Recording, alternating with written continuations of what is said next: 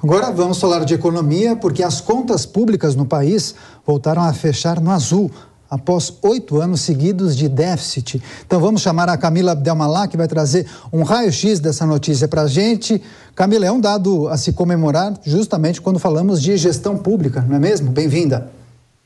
Boa noite, Daniel. Boa noite, Lívia. Sem dúvidas, um dado que a gente comemora. Houve um superávit, ou seja, quando a gente computa o saldo entre arrecadação e gasto do governo central, ou seja, nessa conta não entra os estados e os municípios, apenas o Tesouro Nacional, Previdência Social e o Banco Central.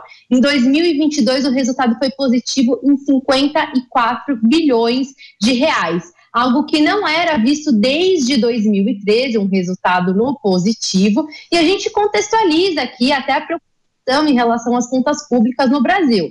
Porque lá em 2013, durante o governo Dilma, a dinâmica de gastos aqui no Brasil era muito preocupante, num momento em que o Brasil mostrava um enfraquecimento econômico e a arrecadação não estava dando conta. Isso fez com que o nosso país tivesse uma dívida crescente e preocupante, indo para proporções além do que é razoável para uma economia emergente como é o Brasil. Então, na época do governo Michel Temer, em conjunto com o ministro da Fazenda, Henrique Meirelles, eles adotaram o teto dos gastos para tentar mudar essa dinâmica dos gastos que era preocupante. Lógico que essa política do teto dos gastos demora um tempo, porque também deveria ter sido discutido as eficiências dos gastos que já existiam, e isso não necessariamente aconteceu, mas o fato é que a gente passou por uma pandemia em 2020, 2021, o que fez com que o mundo todo, todos os governos do mundo tivessem que gastar mais para atravessar esse período, e agora, em 2022, a gente...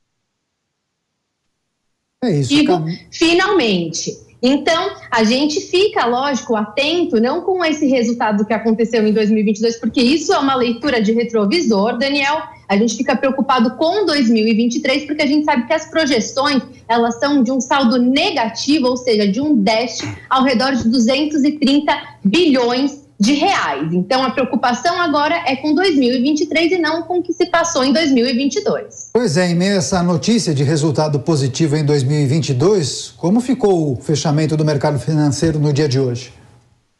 Daniel, como eu estava falando, isso daí é uma leitura de retrovisor. O mercado financeiro está preocupado com a dinâmica desse ano, que não é nada positiva. A gente já fala numa elevação do endividamento novamente.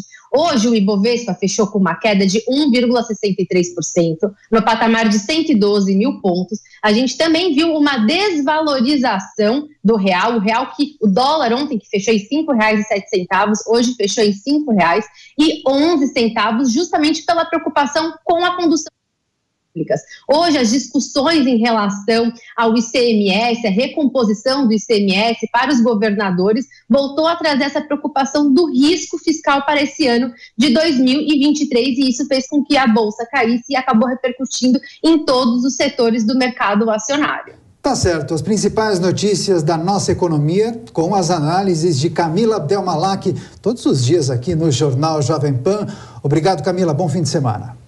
Boa noite.